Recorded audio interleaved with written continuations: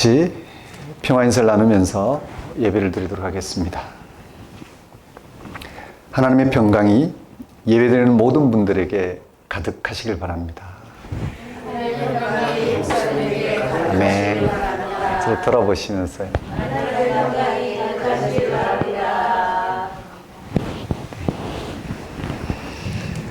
오늘은 오순절 성령 강림절 후 8번째 주일입니다.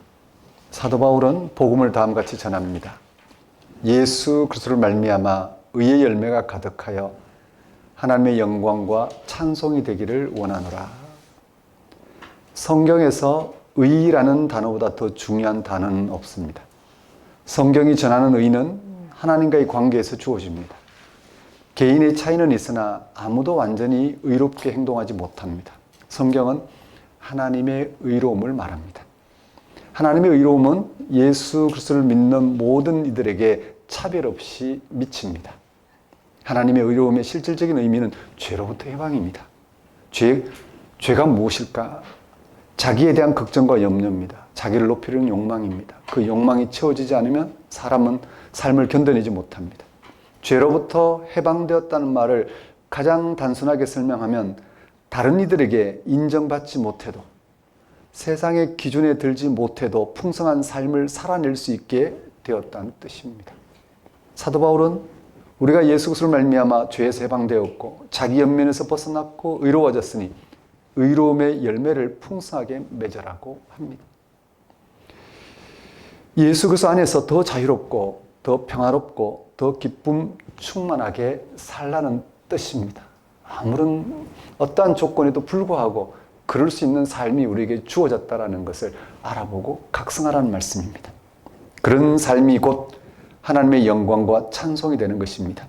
예배는 예수 그리스도 안에서 하나님의 영광과 찬송이 되는 시간입니다. 예배는 예수 그리스도를 통한 하나님의 생명 충만함을 다함없이 누림으로써 하나님의 영광과 찬송이 되는 가장 고귀한 시간입니다.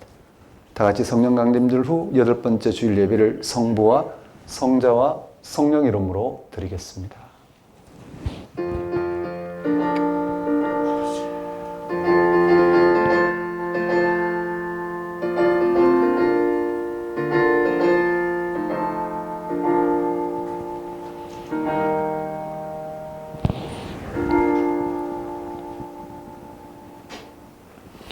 내가 전심으로 여호와께 감사하오며 주의 모든 기이한 일들을 전하리이다.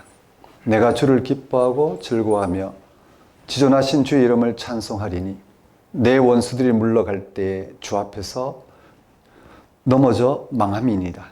주께서 나의 의와 송사를 변호하셨으며 보좌에 앉으사 의롭게 심판하셨나이다. 여호와께서 영원히 앉으시며 심판을 위하여 보좌를 준비하셨도다. 공의로 세계를 심판하시며 정직으로 만민에게 판결을 내리시리로다. 여호와는 압제를 당하는 자의 요새시요 환난 때 요새시로다. 여호와여 주 이름을 아는 자는 주를 의지하오리니 이는 주를 찾는 자들을 버리지 아니하심이니이다. 너희는 시온에 계신 여호와를 찬송하며 그의 행사를 백성 중에 선포할지어다. 피 흘림을 신문하는 이가 그들을 기억하시며 가난한 자의 부르짖음을 잊지 아니하시도다. 여호와여 내게 은혜를 베푸소서. 나를 사망의 문에서 일으키시는 주여 나를 미워하는 자에게서 받는 나의 고통을 보소서. 그리하시면 내가 주의 찬송을 다 전할 것이요 딸 시온의 문에서 주의 구원을 기뻐하리다. 여호와여 일어나사 인생으로 승리를 얻지 못하게 하시며 이방 나라들이 주 앞에서 심판을 받게 하소서. 여호와여 그들을 두렵게 하시며 이방 나라들이 자기는 인생뿐인 줄 알게 하소서. 예수 그리스도를 죽은 자 가운데서 다시 살리신 하나님의 통치만이 우리의 피난처이심을 알게 하신 하나님 아버지, 우리를 가로막는 모든 것들을 뛰어넘어 우리의 영혼을 예수를 죽은 자 가운데 살리신 하나님께 맡기고 살아가게 하시는 하나님 아버지를 이 시간 찬양합니다. 예수님을 통한 생명의 충만함으로 억압과 고난과 죽음의 두려움이 가득한 세상을 뚫고 나갈 영적 힘을 얻게 하시는 하나님 아버지의 크신 은혜를 이 시간 고백합니다. 이 땅의 어떠한 현실 앞에서도 하나님과의 일치가 우리의 피난처임을 알게 하셔서 날마다 그 일치를 누리도록 예수 그리스도를 믿게 하시는 하나님 아버지를 이 시간 경배합니다. 하나님 아버지, 예수님과 연합하여 예수님 안에서 드러나는 하나님의 은혜를 헤아리고 그 은혜를 삶의 토대로 삼게 하소서. 한 주간 예수님 안에서 새롭게 시작한 삶을 알아보고 거기에 삶의 토대를 둔 성숙한 삶을 살게 하소서. 무엇보다 그런 삶이 완성될 순간을 기다리는 거룩한 소망으로 세상을 향한 고유한 소명을 감당하는 삶을 살게 하소서. 예수님 이름으로 기도드립니다. 다 같이 경배의 찬송 16장 찬양 드리겠습니다.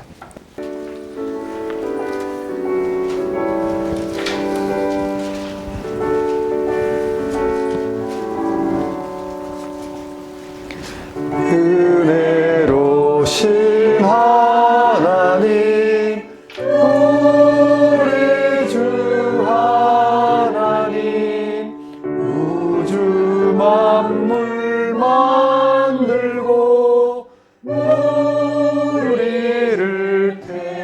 택하여 사랑하는 자녀로 삼아주신 것, 그 은혜가 고마워 찬양합니다.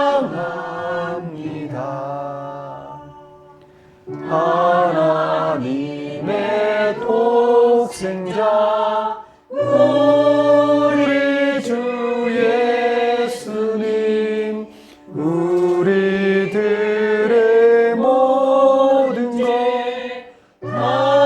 하시기 위하여 이 세상에 오셔서 십자가 지신 그 큰 사랑, 그 은혜 찬양합니다.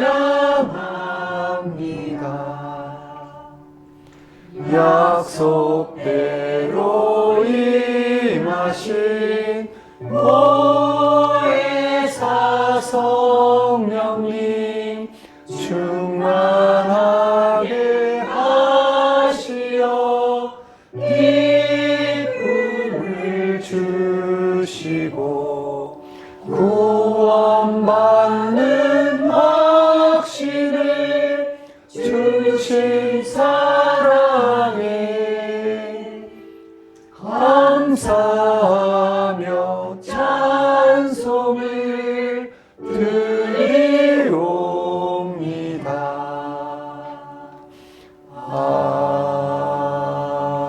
아멘. 다 같이 사도신경으로 신앙 고백하시겠습니다. 나는 전능하신 아버지 하나님 천지의 창조주를 믿습니다. 나는 그의 유일하신 아들 우리 주 예수 그리스도를 믿습니다. 그는 성령으로 잉태되어 동정녀 마리아에게서 나시고 본디오 빌라도에게 고난을 받아 십자가에 못 박혀 죽으시고 장사된 지 사흘 만에 죽은 자 가운데서 다시 살아나셨으며 하늘에 오르시어 전능하신 아버지 하나님 우편에 앉아 계시다가 거기로부터 살아있는 자와 죽은 자를 심판하러 오십니다. 나는 성령을 믿으며 거룩한 공교회와 성도의 교제와 죄를 용서받는 것과 몸의 부활과 영생을 믿습니다. 이 시간은 참회의 시간입니다.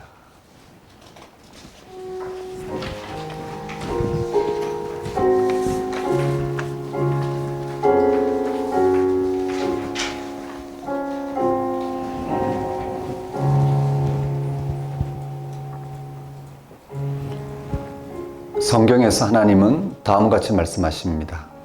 나는 하나님이요 사람이 아니라. 하나님은 사람이 아닙니다. 사람의 생각을 뛰어넘습니다.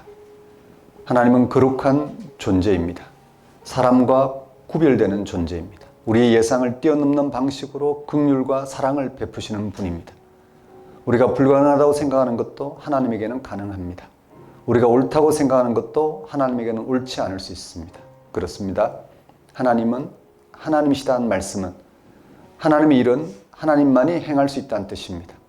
하나님 나라는 하나님에 의해서 이루어지는 것이지 우리가 노력해서 이룰 수 있는 게 아닙니다. 그렇습니다. 하나님은 하나님이시다는 말은 사람이 하나님을 대신할 수 없다는 뜻입니다. 만약 지금 우리가 몸담고 있는 자본주의 이데올로기를 통해서 또 자연과학을 통해서 세상을 완성할 수 있다면 나는 하나님이라는 말은 성립되지 않습니다. 선지자들이 그렇게 강한 어조로 우상숭배를 비판한 이유도 바로 여기에 있습니다. 우상숭배와 하나님 신앙은 병행이 불가능하기 때문입니다. 선지자들의 말에 귀를 기울이지 않았던 이스라엘 백성들은 결국 하나님의 아들이신 예수 그리스도를 십자가에 달려 죽게 하는 데까지 몰고 갔습니다. 왜 이런 어처구니 없는 일이 벌어진 것일까? 이스라엘 백성들이 자신들이 율법과 성전 전통을 통해서 하나님의 뜻을 완성할 수 있다고 생각했기 때문입니다. 그런 생각은 변형된 우상숭배입니다. 하나님을 자신들의 율법 전통 안에 가둔 것이기 때문입니다. 이런 예를 우리는 복음서에서 많이 확인할 수 있습니다. 바리새인들은 예수님이 안식일에 장애인을 고친 사건을 보고 예수님을 죽여 없애버릴 생각을 했습니다. 그들은 율법주의 안에 갇혀서 하나님이 예수님을 통해서 하시는 일을 알아볼 수 없었습니다. 구약시대의 백성들이 하나님에게로 돌아오지 못한 것과 같습니다. 구약시대 사람들이나 예수님 시대 사람들이나 모두 종교적으로 세련된 사람들이었고 나름으로 삶의 진정성도 있었지만 자신들의 세상 경험과 삶의 기준을 절대적인 것으로 여겼기 때문에 결국 하나님을 거부했습니다. 예수님의 십자가 처형은 단지 역사적으로 유대인들에게만 책임이 있는 건 아닙니다. 그들은 인류를 대표합니다. 우리도 하나님 아들을 십자가에 못 박는 것과 똑같은 책임이 있습니다. 인류가 하나님의 아들을, 즉 하나님을 십자가에 못 박은 것입니다. 그렇다면 하나님은 당연히 세상을 심판해야만 합니다. 그러나 하나님은 아무에게도 직접적인 책임을 묻지 않았습니다. 예수님에게 신성 모독 판결을 내린 사내들린 공회 회원들이나 실제로 십자가 선고를 내린 빌라도 총독이 이 일로 인해서 직접적인 심판을 당하지 않았습니다. 인간적으로만 생각한다면 하나님이 하늘의 날벼락을 내려서 십자가 사건의 장본인들을 직접 처분했어야만 합니다. 그래야만 이 세상에 정의가 살아있다는 것이 증명될 수 있습니다. 성경이 말했듯이 하나님은 사람과 달라서 전혀 다른 방식으로 자신의 긍휼과 사랑을 세상에 보이셨습니다. 예수님의 십자가의 죽음으로 인해서 사람들은 죄를 용서받을 수 있게 되었고 예수님의 부활로 인해서 새로운 생명에 참여하게 되었습니다. 예수를 믿는 자는 의롭다는 인정을 받게 되었습니다. 끊임없이 바알 숭배에 기울어지는 우리가 구원받을 수 있는 길이 열린 것입니다. 호세아가 절규하듯 외친 하나님의 긍휼과 사랑이 예수 그리스도에게서 성취되었습니다. 사랑하는 성도 여러분, 하나님은 하나님이십니다. 그분은 우리와 다릅니다. 그분의 긍휼과 사랑은 무한합니다. 아들을 세상에 보내어 십자가 달리기까지 우리를 사랑하셨습니다. 이런 기독교의 가르침을 단순히 교리로만 알고 있으면 곤란합니다. 이것은 우리의 운명을 완전히 바꾸는 진리입니다. 무슨 말인가요? 하나님의 긍휼과 사랑을 아는 사람은 어떤 상황에서도 절망하지 않습니다. 자신이 비록 순간적으로 우상숭배에 떨어졌다 하더라도 좌절하지 않고 다시 돌아설 수 있습니다. 죽음 앞에서도 절망하지 않습니다. 하나님이 하나님의 방식으로 우리를 구원하신다는 사실을 너무나도 잘 알고 믿기 때문입니다. 그렇습니다. 하나님만이 하나님입니다. 이 시간 지난 한 주를 돌아보십시오. 하나님만이 하나님 되시는 사건에 붙들려 여러분의 생애 출처와 미래를 헤아리며 하나님 함께 하시는 생명 충만한 삶을 살고자 하셨는지요. 그러지 못했다면 무엇이 그렇게 그러지 못하게 여러분의 영혼을 올가맸는지. 여러분 이 시간 다시 한번 이 예배를 통해 예수 그리스도 안에서 하나님이 하나님을 드러낸 사건을 굳게 붙들고 우리의 운명을 책임지실 유일한 분으로서 그분과 함께하는 삶을 또 다함 없이 한 주를 살아갈 수 있도록 회개와 간구를 드리도록 하십시다.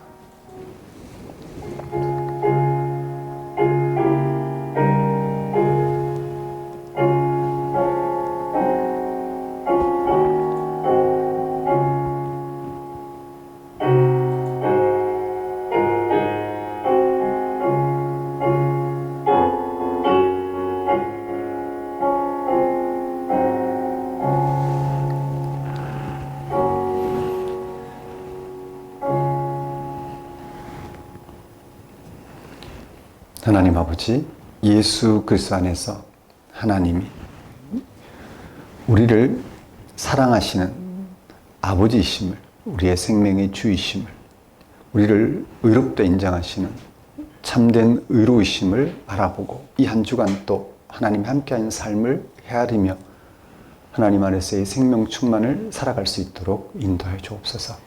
우리의 운명을 책임지실 유일한 분으로서 하나님을 예수 그리스도 안에서 언제나 가장 분명한 방식으로 알아보고 그 하나님과의 관계 속에 우리의 남은 삶을 충만히 헤아리며 살아갈 수 있도록 인도하여 주옵소서. 예수님 이름으로 기도드립니다. 다시 영광송 3장 찬양 드리겠습니다.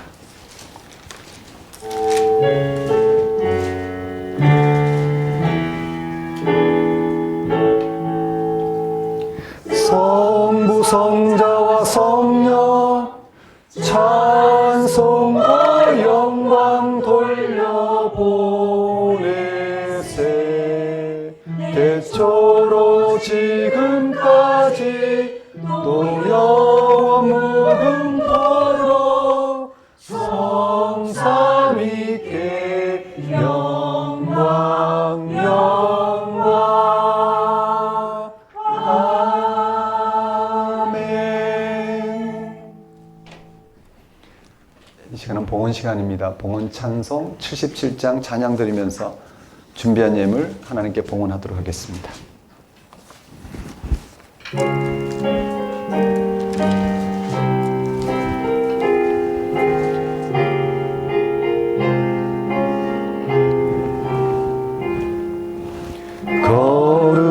거룩하신 하나님, 전능하신 아버지, 우주 만물 창조하신 살아계신 하나님, 아름다운 세상에 우리 살게 하시니 거룩하신 하나님께 경배 찬양합니다. 거룩하신 하나님, 자비하신 아버지, 모든 죄를 용서하신 은혜로우신 하나님, 우리들을 인도해 생명길로 이끄신 거룩하신 하나님께 경배 찬양합니다. 거룩하신 하나님, 영원하신 아버지, 영생하는 말씀으로 복을 주신 하나님, 이 세상을 진리로 이끄시는 하나님, 거룩하신 하나님께 감사 찬양합니다.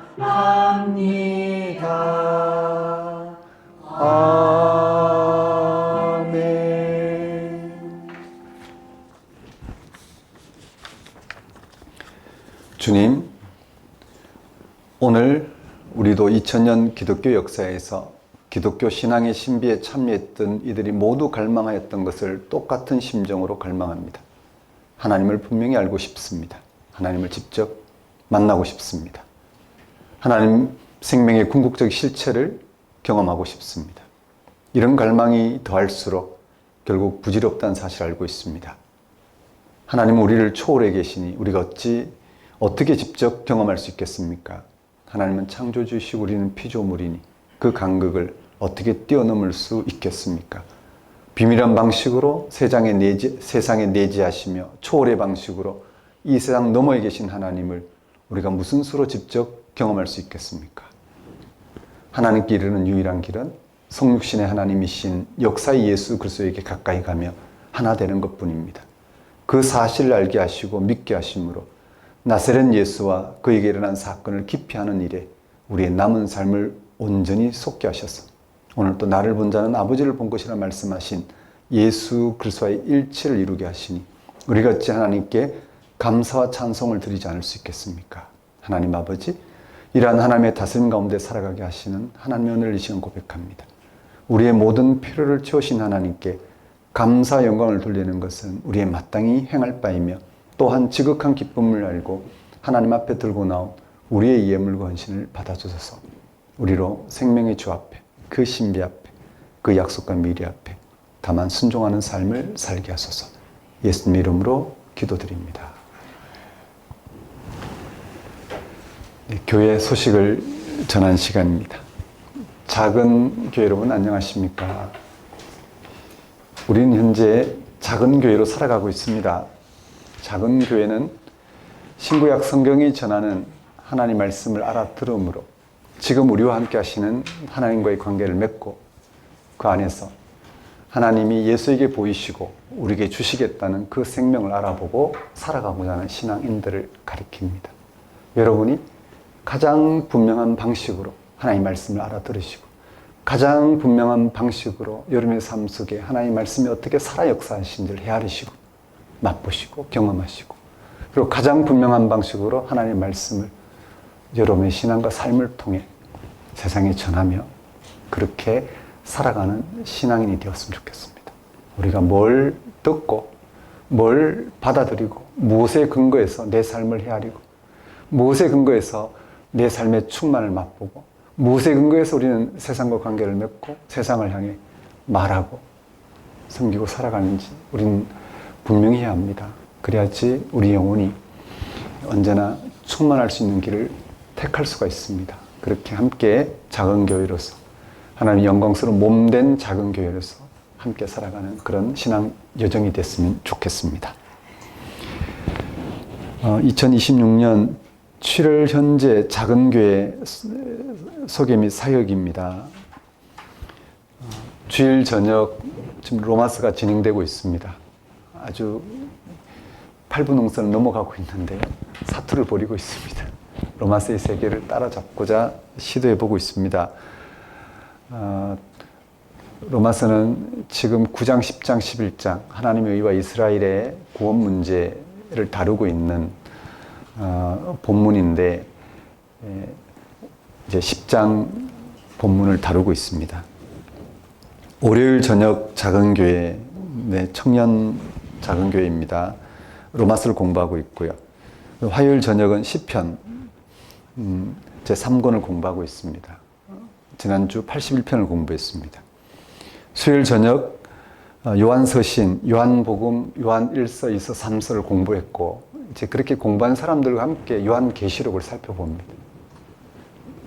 사람들은 호기심에 의해서 요한계시록을 이렇게 대할 수 있는데 그게 아니라 우리는 요한복음부터 시작해서 요한서신을 거쳐서 딱 요한계시록을 함께 공부하면서 우리는 요한계시록이 전하고자 하는 그 깊이를 헤아리려고 합니다. 오프닝을 했고 이번 주부터 이제 첫 강의입니다. 그리고 8월부터 본격적으로 들어갈 것 같습니다. 오늘 오신 분들 수요 작은 교회 참여하시는 분들은 교재를 받아가시면 되겠습니다. 그리고 여기 참석하지 못한 분들 우편으로 보내드리겠습니다. 오는 수요일 날 공부할 수 있도록 그렇게 하겠습니다. 또 목요일 오전이죠. 로마서 공부입니다. 아주 착실하고 충실하게 잘 진행되는 판입니다. 금요일 오전 요한서신, 요한계시록 이제 요한서신 마무리하고 요한계시록 다음 달부터 들어갑니다. 그리고 목 해서 우리 문현진 목사께서 요한복음, 창세기 맞춤식 공부를 하고 있습니다. 우리 박종진 목사께서 사도신경, 우리 작은 교회의 기독교 신앙의 근본에 대해서 나눴던 그 사도신경을 토요일 저녁에 전하고 있습니다. 이렇게 우리가 작은 교회가 뭘 들어야 될지, 뭘 소화해야 될지, 뭐를 나눠야 될지를 분명히 해서 우리 신앙 깊이를 더해가는 그런 과정으로서 여러분이 함께 힘을 모아주셨으면 좋겠습니다. 그냥 들리는 대로 듣고 말하는 대로 말하는 게 아니라 우리는 새겨들어야 됩니다. 분별해서 성경이 전하는 하나님의 말씀을 분별해서 듣고 소화해서 그런지 안 그런지 확인하고 또 우리 한 개인과 함께 그쵸 공동체가 함께 나누고 검증된 바 이렇게 우리의 영혼이 풍성하더라 이렇게 우리의 생명을 풍성하게 하시더라 라는 그 하나님의 말씀을 또 우리는 나누면서 그렇게 살아갈 수 있으면 좋겠습니다. 가장 분명하게 듣고 소화하고 가장 분명하게 나누는 하나님 하신 일을 우리가 혼탁하게 할 수는 없잖아요. 가장 분명한 방식으로 나누는 그런 과정에서 이 성경 공부가 유익했으면 좋겠습니다. 네, 나머지는 주보를 참고해 주시면 될 것 같습니다. 다음 주는 구리시 갈매동 캐릭터 브릿지에서 예배 드립니다. 자, 그러면 오늘 우리에게 주신 하나님의 말씀 보겠습니다.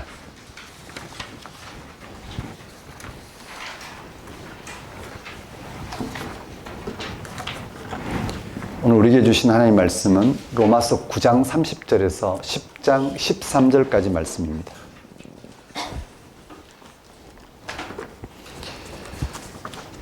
(9장 30절에서 10장 13절까지 말씀 제가 받들어 봉독하겠습니다.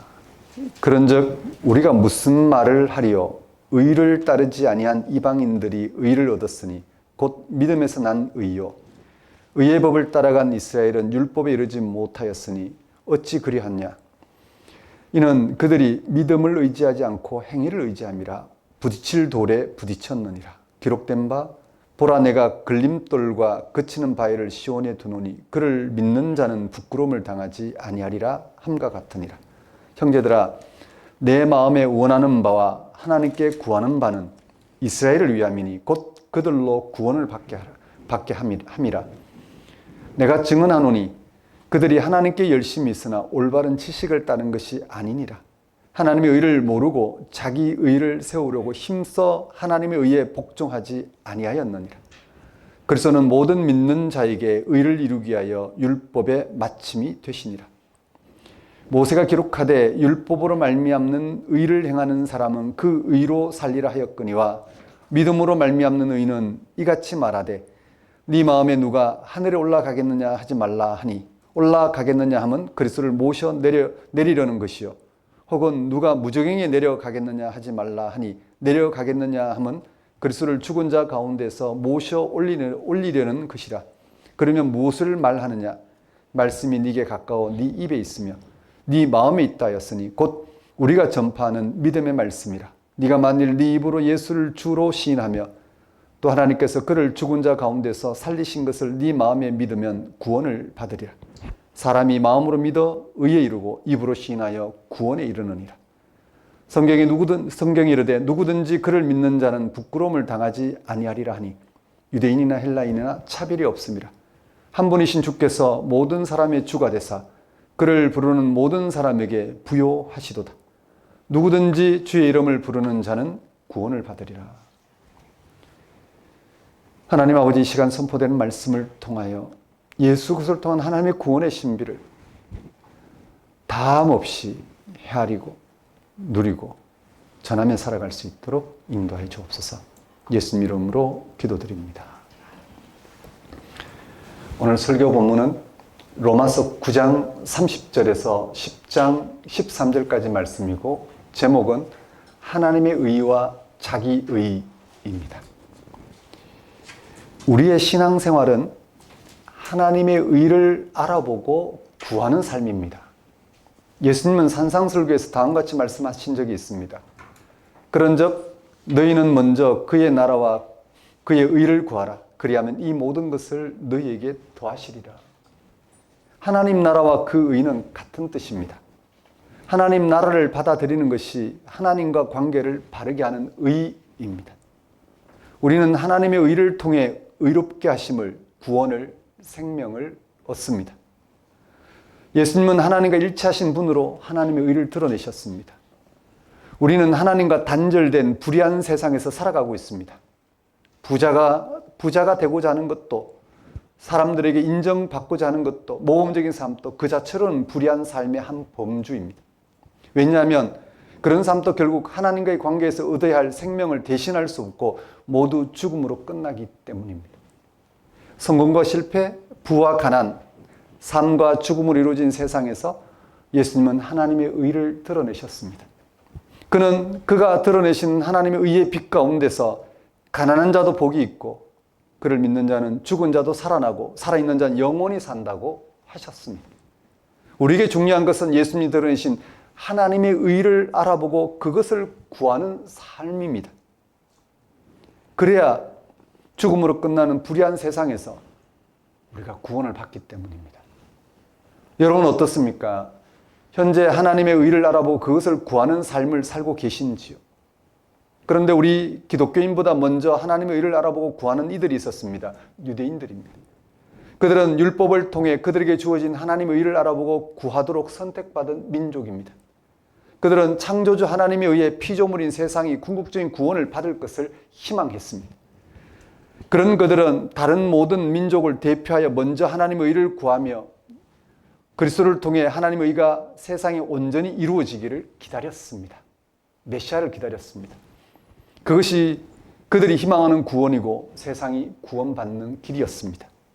그런데 무슨 일인지 그리스도가 오셔서 하나님의 의를 드러내셨지만 그들은 그 의를 거절하고 그리스도를 부인했습니다. 결국 그리스도를 십자가에 못 박아 죽였습니다. 그리스도가 누구인지 여러분 잘 아실 것입니다. 바로 예수님이십니다. 그들은 예수 그리스도를 믿는 자들도 박해했습니다. 그들은 왜 그렇게 했을까요? 오늘 우리는 어떨까요? 우리는 성경이 전하는 하나님의 의를 알아보고 그걸 실제로 우리의 삶의 능력으로 구하고 있을까요? 그래서 그가 다시 오셔서 온 세상을 향해 드러내실 하나님의 의를 알아보고 그것을 바라고 있을까요? 그렇지 않다면 무엇이 문제일까요? 사도 바울은 예수 그리스도 오셔서 하나님의 의를 드러내신 결과를 다음과 같이 전합니다. 오늘 본문 시작 구절입니다. 9장 30절에서 31절입니다. 그런즉 우리가 무슨 말을 하리요? 의를 따르지 아니한 이방인들이 의를 얻었으니 믿음에서 낳은 의요 의의 법을 따라간 이스라엘은 율법에 이르지 못하였으니. 하나님은 예수 그리스도를 통해서 하나님의 의를 드러내시고 모든 사람이 믿음으로 그 의를 얻게 하셨습니다. 얻을 수 있게 하셨습니다. 그 하나님의 의는 유대인들이 받아들이고 구하던 의입니다. 9장 30절에 의하면 하나님의 의와 무관하게 살아가던 이방인들까지도 믿음으로 그 의를 얻을 수 있을 만큼 확실히 드러났습니다. 그런데 무슨 일인지 율법을 따라 하나님의 의를 구하며 살아가던 유대인들은 걸려 넘어졌습니다. 그들도 이방인들처럼 예수 그리스도에 나타난 하나님의 의를 믿음으로 얻을 수 있는데 그것을 거절했습니다. 그걸 알아보고 받아들이기만 하면 되는데 알아보는 것을 그들은 거절했습니다. 그리고 예수를 부인했습니다. 유대인들은 왜 그렇게 되었을까요? 32절에 그 이유를 다음과 같이 설명합니다. 이는 그들이 믿음을 의지하지 않고 행위를 의지함이라. 바울은 유대인들이 믿음이 아니라 행위를 통해서 하나님의 의를 얻으려 했기 때문이라고 밝힙니다. 본래부터 하나님의 의는 믿음으로 얻을 수 있는 것입니다. 다 잘 들으십시오. 본래부터 하나님의 의는 믿음으로 얻을 수 있는 것입니다. 하나님의 의는 전적인 하나님의 행위로 나타내시고 그것을 믿음으로 의에 이룰 수 있게 한 사건입니다. 유대인들에게 주어진 율법은 바로 믿음에 의한 하나님의 의에 대하여 가르치고 있는 것입니다. 로마서 4장에도 밝히고 있듯이 또 구약의 창세기, 이스라엘의 하나님 선택의 시작인 아브라함을 부르실 때부터 믿음으로 의롭다 여겼다라는 말씀이 나옵니다. 그들은 율법을 통하여 하나님의 의를 알아보고 그것을 구하는 삶을 살아갔습니다. 왜냐하면 율법이 믿음에 의한 하나님의 의에 대해 가르치고 있으니 율법을 통하여 하나님의 의를 알아보고 그것을 구하는 삶을 살아갔습니다. 즉 율법의 가르침을 통해 하나님의 의를 알아보고 믿음으로 그 의에 이루고자 하였습니다. 그러니까 율법은 모든 인간이 하나님을 떠난 죄인으로 죽음이 그 운명임을 가르쳐줍니다. 율법은 오늘 우리가 의는 없나니 하나도 없다는 사실을 가르쳐줍니다. 거기서 벗어날 수 있는 유일한 길은 하나님의 행위로 주어진 하나님의 의라는 사실 또한 가르쳐줍니다. 그 하나님의 의는 그것을 알아보고 구하며 살아가는 믿음으로만 가능하다는 사실도 알려줍니다. 유대인들은 율법을 따라 하나님의 의를 알아보고 구하는 삶을 살아왔습니다. 그런데 어찌된 일인지 그들은 하나님 앞에서 자신들의 신앙 행위를 내세웠습니다. 자신들의 신앙 행위를 내세워 의인과 죄인으로 구분하고 판단했습니다. 그 결과 하나님께서 그리스도를 통해 하나님의 의, 믿음의 의를 온전히 계시하셨을 때 그들은 걸려 넘어졌습니다. 무엇이 문제였을까요? 무엇 때문에 그들은 믿음이 아니라 행위를 의지하였을까요? 믿음으로 출발한 그가 왜 행위를 내세우게 되었을까? 우리도 예수 그리스도를 믿음으로 출발한 신앙인들인데 어느덧 우리는 믿는다는 자기 확신과 믿음 생활하고 있는 자기의 그런 신앙 행위나 업적을 내세웁니다. 몇 대째 신앙이라는 것을 공공연하게 신앙의 자랑으로 삼거나 우리가 무슨 일을 했는지 그것으로 하나님의 뜻을 이룬 것처럼 처리합니다. 왜 그런 일이 발생할까요? 사도 바울은 자기 동족 유대인들이 그리스도에게서 성취된 하나님의 의에 걸려 넘어지고 있는 것을 안타깝게 생각했습니다. 그는 어떻게 해서든지 유대인들이 하나님의 의를 알아보고 순종함으로 구원 얻기를 바랍니다. 오늘 본문 10장 1절 말씀을 보십시오. 형제들아 내 마음에 응원하는 바와 하나님께 구하는 바는 이스라엘을 위함이니 곧 그들로 구원을 받게 하렵니다. 이어서 그는 최선을 다해 유대인들의 문제가 무엇인지 믿음이 아니라 행위에 의지하게 된 그들의 문제가 무엇인지를 밝히면서 그들에게 분명하게 그리스도에게 나타난 하나님의 의에 대하여 설명합니다. 그 의는 행위로는 불가능하고 믿음으로는 가능하다는 차원을 다시 한번 유대인들에게 해명합니다. 먼저 바울은 유대인들이 믿음이 아니라 행위를 내세우게 된 이유에 대하여 설명합니다. 본문 2절 보십시오. 10장 2절. 내가 증언하노니 그들이 하나님께 열심히 있으나 올바른 지식을 따른 것이 아니니라. 바울은 유대인들이 하나님에 대하여 열심히 있다는 사실을 인정합니다. 그런데 하나님에 대한 유대인들의 열심은 바울 자신이 그랬던 것처럼 하나님에 대한 부족한 지식을 드러내는 것에 불과하다고 합니다. 여기서 하나님에 대한 열심은 유대인들이 내세우는 신앙 행위를 말합니다. 이게 이상합니다. 유대인들이 하나님을 잘 알고 믿고 있기에 그들이 내세울 만한 그런 신앙생활을 열심히 하는 것 아닐까요? 그런데 바울은 그렇지 않다고 합니다. 그들의 신앙생활은 율법을 따라 하나님의 의를 알아보고 구하는 것입니다. 중요한 것은 그들에게 주어진 하나님의 의를 알아보는 것입니다. 그 의는 믿음을 말미암는 의로서 죄 용서와 영원한 생명을 얻게 합니다. 우리를 죄인으로 알아보게 하고 죄인으로서의 죽음을 받아들임으로 하나님께 자신의 운명을 맡김으로 하나님의 의에 죽음에서 벗어나고자 하는 삶을 살아가게 하는 것. 그것이 하나님의 의입니다. 그들은 그 의를 알아보고 그게 이루고자 살아야 하는 것입니다. 그 하나님의 의를 알아본 대로 거기에 일치하여 살아가면 됩니다. 그런데 문제는 유대인들이 하나님의 의를 구하고 살아가는 신앙 행위에 집중했습니다. 하나님 앞에 그 의를 구하고 살아가는 신앙 행위를 따라 누가 더 의로운지를 판단했습니다. 누가 더 생명 충만한지, 누가 더 하나님으로부터 복을 많이 받는지를 그들은 헤아리기 시작했습니다. 그 결과는 하나님의 의에 대하여 무지하게 되거나 하나님의 의를 외면하게 되는 것입니다. 예를 들어 보겠습니다. 예수님 당시 유대인들은 율법을 따라 안식일을 지켰습니다. 안식일을 지키는 이유는 하나님의 의에 죄 용서를 통한 생명을 얻고자 하는 것입니다. 예수님은 안식일에 회당에서 병자를 고침으로 죄 용서와 생명을 얻게 하신 하나님의 의를 드러내셨습니다. 그런데 그들의 관심은 어땠을까요? 유대인들의 관심은 어땠을까? 그들은 온통 예수께서 안식일법이 정한 금기 사항을 지키는지 안 지키는지 몰두했습니다. 안식일법을 지키는 자체에 몰두하고 있는 이들은 예수님이 드러내신 하나님의 의에 관하여 관심이 없었습니다. 그들은 안식일법을 내세워 예수님을 제거하려고 했습니다.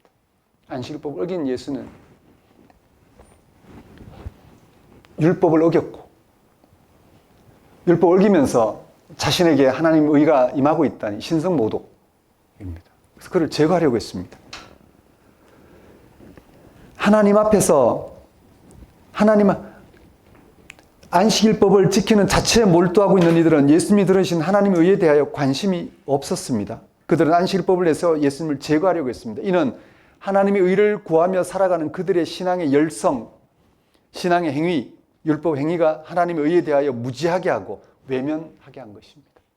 하나님의 의 그 자체에는 관심을 두지 못하게 한 것입니다.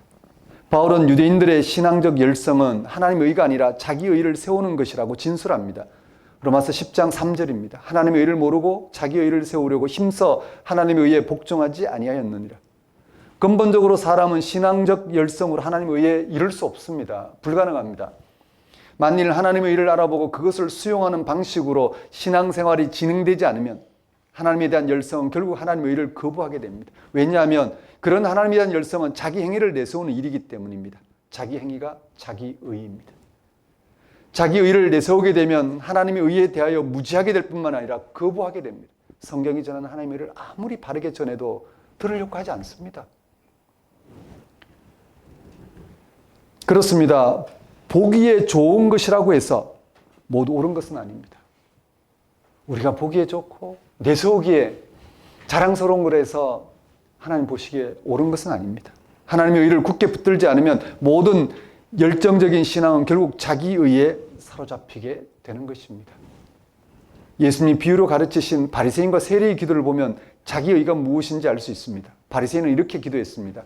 하나님이여, 나는 다른 사람들 곧 토색, 불의, 간음을 하는 자들과 같지 아니하고 이 세리와도 같지 아니함을 감사하나이다. 나는 일회에 2번씩 금식하고 또 소득의 11조를 드리나이다.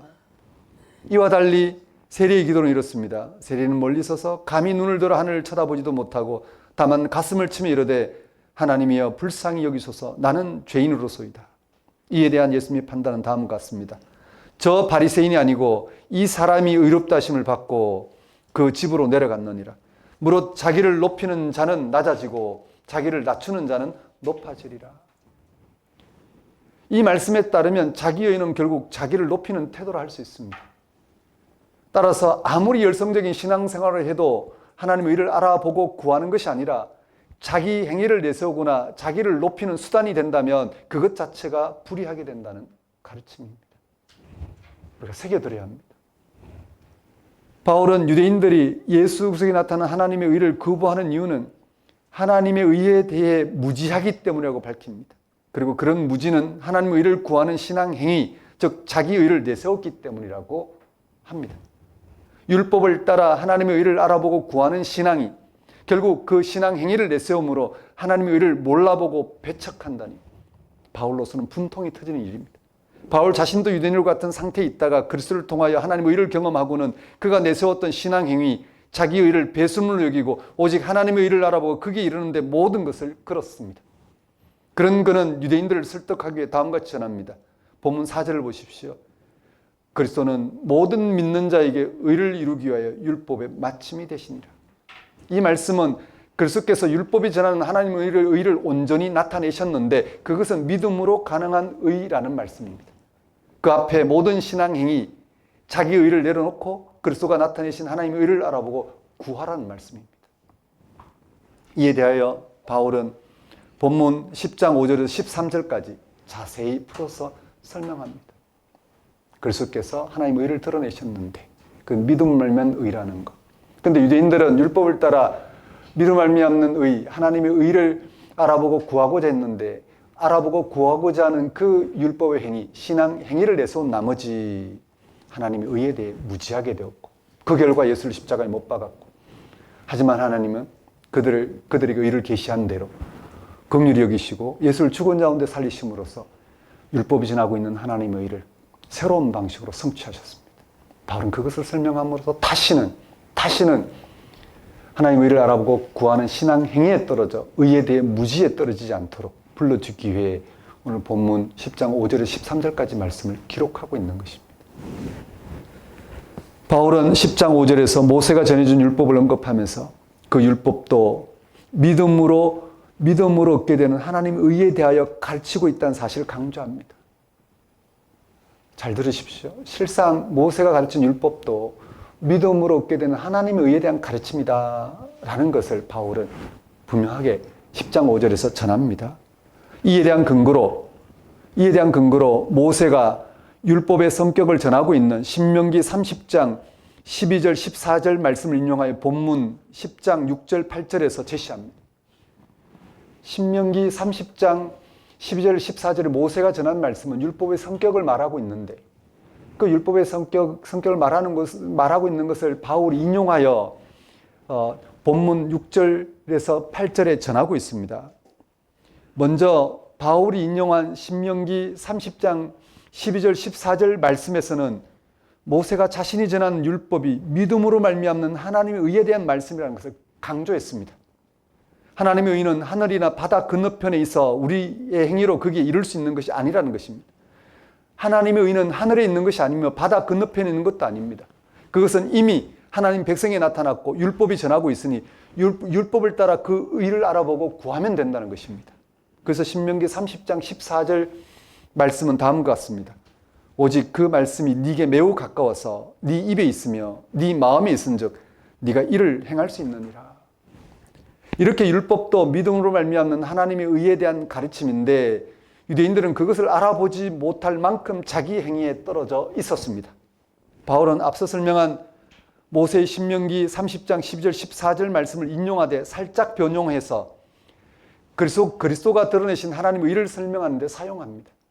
율법을 설명하는 데 사용했던 말씀을 가져다가 그리스도를 통한 하나님의 의를 설명하는 방식으로 사용합니다. 그러니까 율법도 복음도 다 믿음으로 말미암는 의를 드러내고 있다라는 사실에 대한 강조라고 보시면 됩니다. 자, 그리스도는 율법이 전하는 하나님의 의를 온전히 드러내셨는데 그것은 믿음으로 말미암는 의에 대한 확정이라는 것입니다. 그리스도가 오셔서 하나님의 의를 드러내셨기 때문에 우리가 하늘로 올라가거나 본문에서 설명하고 있는 대로 죽음의 세계인 무저갱에 가서 그를 찾을 필요가 없다는 것입니다. 그것을 전하는 믿음의 말씀, 8절의 믿음의 말씀을 통하여 하나님의 의를 알아보고 구하면 된다는 것입니다. 이제 그리스도를 통하여 하나님의 의가 온전히 나타났고 우리가 그를 통해 하나님의 의를 알아보고 구하는 믿음으로 의롭게 됩니다. 이 사실 앞에서 율법의 행위는 극복됩니다. 모든 신앙의 열성, 자기 의는 내려놓게 됩니다. 돌이키게 됩니다. 왜냐하면 이제 그리스도를 통해 하나님의 의와 자기 의의 질적인 차이를 구분할 수 있게 되었기 때문입니다. 그래서 바울은 하나님의 의를 오해하거나 무지하게 되는 율법의 길이 아니라 하나님의 의를 바르게 알아보고 구하는 믿음의 길을 더욱 분명하게 제시합니다. 본문 9절 10절 말씀을 보십시오.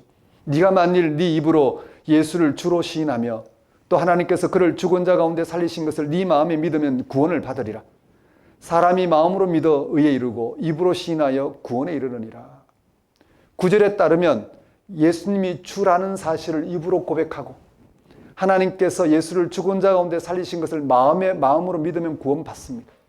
여기서 입과 마음은 율법을 따라 하나님의 의를 구하는 행위나 열심을 대신하는 것입니다. 행여나 우리가 구하는 행위, 하나님의 의를 알아보고 구하는 행위에 떨어져 자기 열심으로 하나님의 뜻을 구하거나 구하고 있다거나 나타내고자 하는 그런 신앙 행위에 떨어지지 않도록 바울은 다시 한번 분명하게 입과 마음이라는 방식으로 강조하고 있습니다. 입으로 시인하고 마음으로 믿는 것은 믿음의 고백을 말합니다. 또 예수께서 주이시며 하나님께서 그를 죽은 자 가운데 살리셨다는 말은 하나님께서 그의 고유한 능력으로 예수님에게 하나님의 의를 드러내셨다는 뜻입니다. 이제 믿음의 말씀을 통해 사도들이 전하고 있는 믿음의 말씀을 통해 그리스도에게 하나님의 의가 나타났다는 사실을, 그리스도에게 하나님의 의가 나타났다는 사실을 입으로 시인하고 마음으로 믿으면 의롭게 되는 구원을 받습니다. 즉 그리스도에게 나타난 하나님의 의를 알아보고 그것을 구하는 것으로 그의 의에 이르는 구원을 받습니다. 이런 바울의 설명을 우리는 너무나 잘 알고 있어서 그냥 밍숭맹숭할 수 있습니다. 그렇지 않습니다. 사람들은 하나님의 의에 대해 잘 모릅니다. 그리고 그것을 들어도 별로 관심이 없습니다. 겉으로는 잘 아는 것처럼 관심 있는 것처럼 보여도 실제로는 그렇지 않습니다. 대개는 자기 의에 묶여 있습니다. 자기 의가 힘드는 일인데도 거기에 매달립니다. 우리가 얼마나 치열하게 자기 의에 매달리는지 우리 일상에서도 쉽게 나타납니다. 작게는 우리가 남들에게 인정받고자 하는 것, 그것도 자기 의입니다. 자신이 인정받지 못하는 것에 대해 우리는 격렬하게 반응합니다. 자녀를 괜찮은 인간으로 키우려는 것도 역시 엄격하게 말하면 자기의입니다. 자녀들이 자기 뜻대로 따라주지 않으면 화가 납니다. 사업도 역시 자기의로 작동됩니다. 학자들도 마찬가지입니다. 학문적인 업적으로 죽느니 사느니 합니다. 정치도 자기의가 강합니다. 자기가 하고자 하는 것이 옳고 상대방 무조건 틀렸다고 합니다. 내가 너보다 더 옳기 때문에 자기의를 양보하지 않겠다는 생각으로 소모적인 논쟁을 그치지 않습니다. 바울은 자기의가 아닌 하나님의 의로 구원을 얻는다고 합니다. 하나님의 의를 아는 사람은 더는 자기의에 매달리지 않습니다. 매달릴 필요도 없습니다. 왜냐하면 거기서 하나님의 고유한 능력으로 모두를 새롭게 하는 의, 즉 죄의 용서와 죽음조차 극복되는 생명을 경험하기 때문에 그걸 구하는 방식으로 살아가지, 자신이 인정받는 그런 것에 매이지는 않는다는 말씀입니다. 예를 들어 보겠습니다. 여기 형제끼리 싸움이 벌어졌습니다. 동생과 형은 서로 자기가 옳다는 논리를 댑니다. 내가 옳다는 증거도 들이밀기도 하고 자기를 변호할 친구도 불러옵니다. 형은 동생보다 자기가 부모의 마음을 더 깊이 헤아린다고 주장합니다. 동생도 똑같은 말을 합니다. 부모가 그들에게 그들의 행위를 모두 용서한다고 말합니다. 여기서 부모의 용서는 바로 하나님의 의와 같습니다. 그 앞에서는 형과 동생의 변론은 무의미합니다. 누가 잘했니 못했니 하더라도 관계없이 부모가 너희 모두를 사랑한다. 너희 모두를 인정한다. 너희 모두가 다 나한테 잘하고 있다. 라고 말한 것 앞에 형과 동생의 변론은 무의미합니다. 실제로 누가 더 잘했는지 또는 더 못했는지 하는 차이는 있겠지만 용서한다는 부모의 말 앞에서는, 사랑한다는 부모의 말 앞에서는 그 차이가 무의미합니다. 그런데도 그런 차이를 확인하는 일에 여전히 매달린다면 부모의 생각을 전혀 알지 못하는 어리석은 자녀들일 것이고 부모를 기쁘게 하지는 못할 것입니다.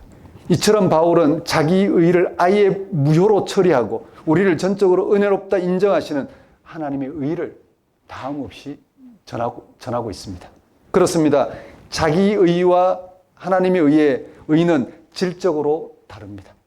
바울은 하나님의 의를 설명하는 것으로 그 질적인 차이를 드러냅니다. 바울은 하나님의 의를 본문 로마서 10장 11절과 13절에서 구약을 인용하는 방식으로 정확하게 말했습니다.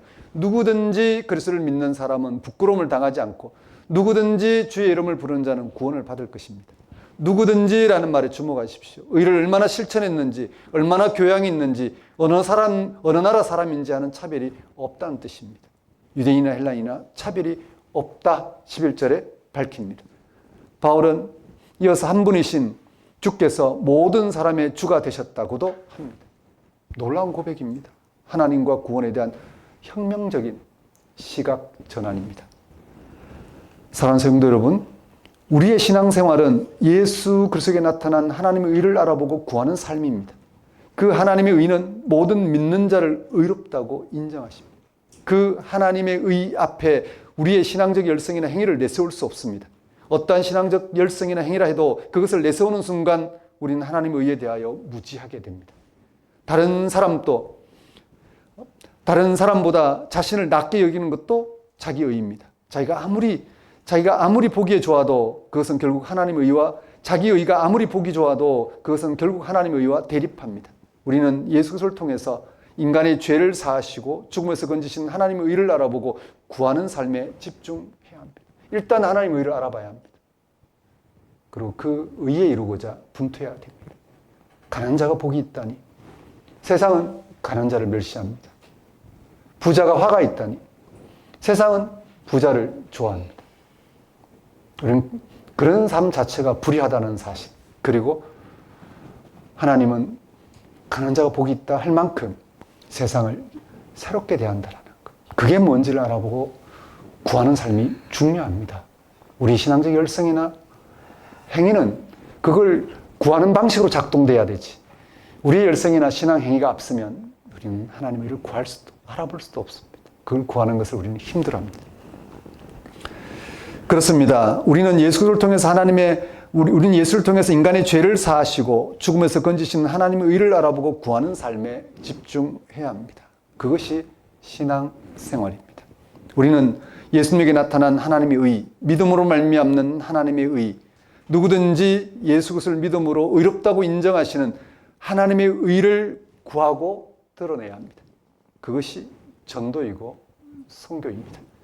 예수 그리스도에게 나타난 하나님의 의를 가장 분명히 알아보고 구하는 삶으로 자기의 의를 극복하고 누구든지 예수 그리스도를 믿음으로 구원받는 하나님의 의를 전하며 살아가는 한 주가 되시길 바랍니다. 우리가 여기서 저기로 옮기는 게 아니라 저기 있는 사람을 여기로 데려오는 게 아니라 하나님이 의롭다 하신 그 하나님의 의를 알아보고 모두가 그 의에 이룰 수 있도록 우리가 그렇게 살아가야 합니다. 그것이 전도이고 선교입니다. 참으로 하나님의 의를 구하는 것, 그래서 의롭다 인정받는 것, 그 안에서 여러분의 삶이 그야말로 충만해지는 것, 육신의 삶에서 작용하고 있는 어떠한 힘에도 매이지 않고 벗어나서 하나님이 주신 생명 충만한 삶으로 모든 삶을 충만하게 살아가는 그런 신앙 여정이 되었으면 좋겠습니다. 기도하겠습니다. 하나님 아버지, 예수에게 나타난 하나님이 우리의 죄를 사하시고 죄로 인한 죽음에서 건지시는 그 하나님의 의를 알아보고 구함으로 이 세상도 그 하나님의 의에 참여하는 그런 삶을 살아갈 수 있도록 인도하여 주옵소서. 우리가 하나님의 의를 그 누구보다도 가장 분명한 방식으로 알아보고 받아들이고 구함으로 우리를 통하여 하나님의 의가 드러나 하나님의 의를 모르는 이들까지도 우리와 함께 하나님의 의를 경험하며 그 의 안에서 이루어지는 생명 충만한 삶을 엿보며 살아갈 수 있도록 인도하여 주옵소서. 예수님 이름으로 기도드립니다. 다 같이 일어나셔서 결단의 찬송 524장 찬양 드리겠습니다.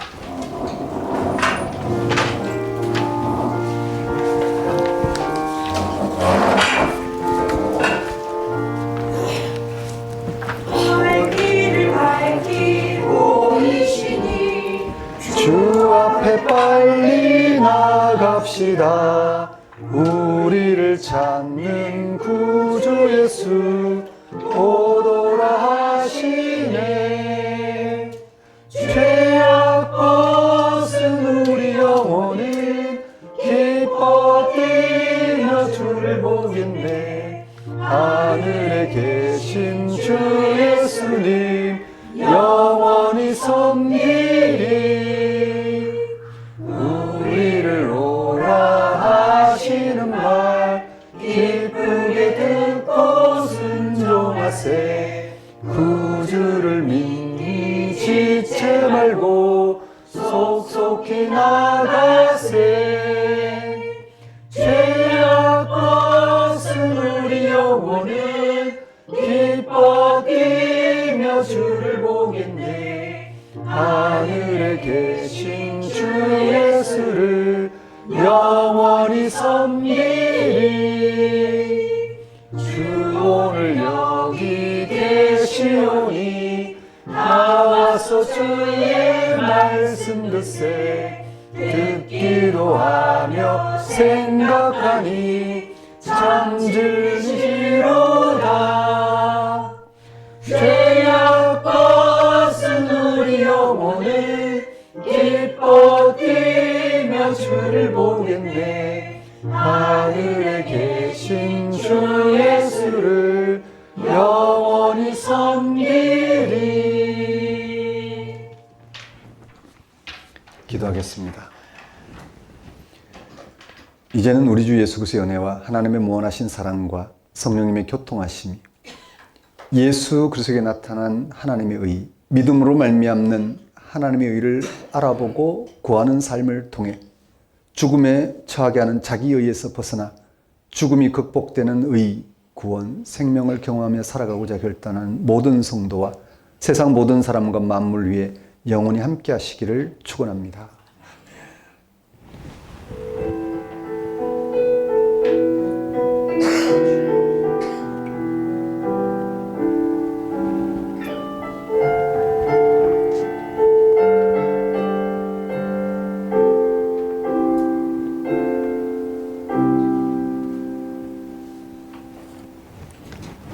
예배를 마치겠습니다.